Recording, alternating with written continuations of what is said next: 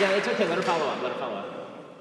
So I'm just wondering, because there is the health of the woman that's taken into question if she doesn't have the money to have proper health care, or as well as the fact that if she's in college, there's a good chance that she won't be able to continue college.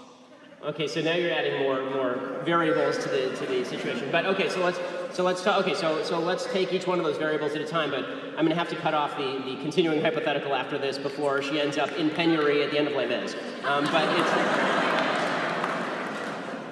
Okay, the idea that what about the health of the mother? So my view on abortion, again, the morality of killing a baby does not change as long as the baby's not actually threatening the life of the mother. In the cases where the baby threatens the life of the mother, like for example, you have a case where a woman has actual breast cancer and she needs chemotherapy and she's pregnant, but the chemotherapy will abort the baby, which actually does happen, right? That is a case where the mother should, I think, be able to get the treatment. That's not the same thing as an abortion. So they're actually treating the mother for what she's got, and the byproduct of that is the baby is terminated, the baby's killed, basically. That's not the same thing morally. As far as again, all I can say is restate that if this woman, there's about as sympathetic a case as you can make, and I personally would step in to try and help someone like that, and I have a feeling a lot of people in this room would step in to try and help somebody like that. But you're also, I do think that it's important to note two things. One, the solution to something horrible happening is not another horrible thing happening in the killing of a baby, which I think is actually horrible. And two, it's really not good to take the marginal case and then use that to argue broad. So what people tend to do is they say, well, what about the girl who's raped? What about her abortion case? So now let me ask you, if the girl weren't raped and she just got pregnant, would you think that she should still have access to an abortion? Right, so you're giving me you're giving me an exceptional case. So you're giving me an exceptional case in order to prove a rule that you don't actually want to defend. So if you just come up and ask me, do I think a woman should have an abortion, then we could actually have an argument about, or a discussion about in what cases an abortion was appropriate. But you always, this is what people on the pro-choice side, the anti-life side, actually do. What they actually do is they take the marginal case, they take the raped, woman who has a severe disability, and they say, this is all abortions. That's not all abortions. Significantly less than 1% of all abortions are performed on women who have been raped. So if you want to talk about the epidemic of abortion in the country, over 1 million abortions performed a year in the United States, let's talk about the other 99% of cases. When you are willing to agree with me that the other 99% of cases are not cases where abortion should be necessary, then I'm willing to have a discussion with you about compromise. But I don't think that's what you want. I think that you're just using the exceptional case in order to try and guilt me into supporting a broad-based abortion platform.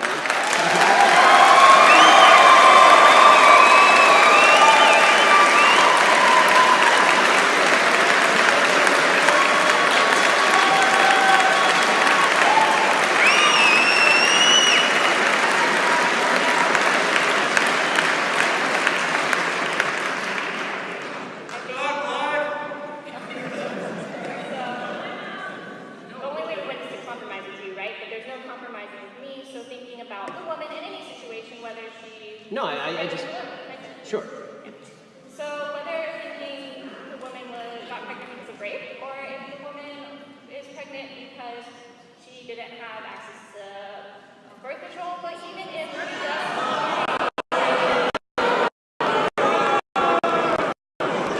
Guys, let her ask the question. I want to hear the rest of the question. All right.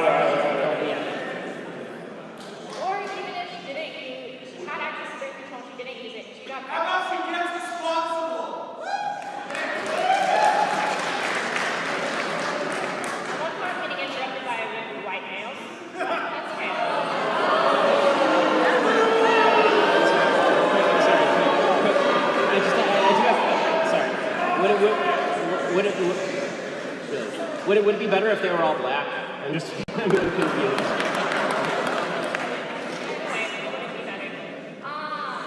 The point is you're overlooking the woman in the situation. Well, guys, okay.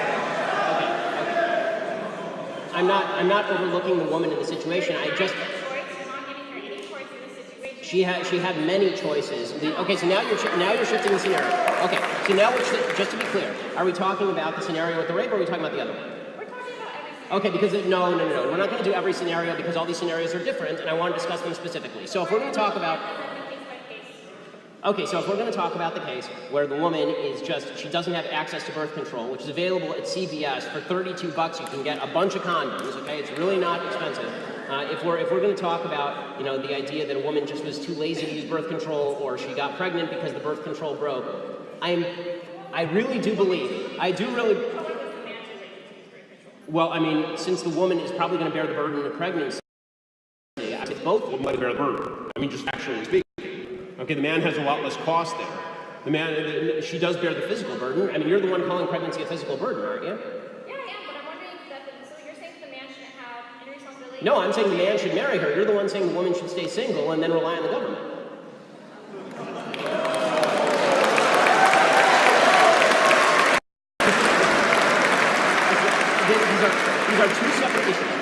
These are two separate issues. Sympathy for the woman and sympathy for, how about a little sympathy for the child? Okay, at any point does sympathy for the child come in here?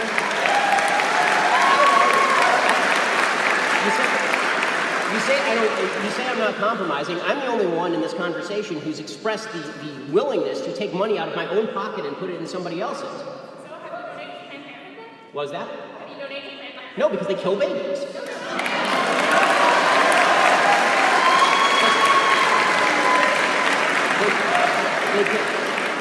They kill 300,000 unborn children a year. No, I don't donate to a baby genocidal organization.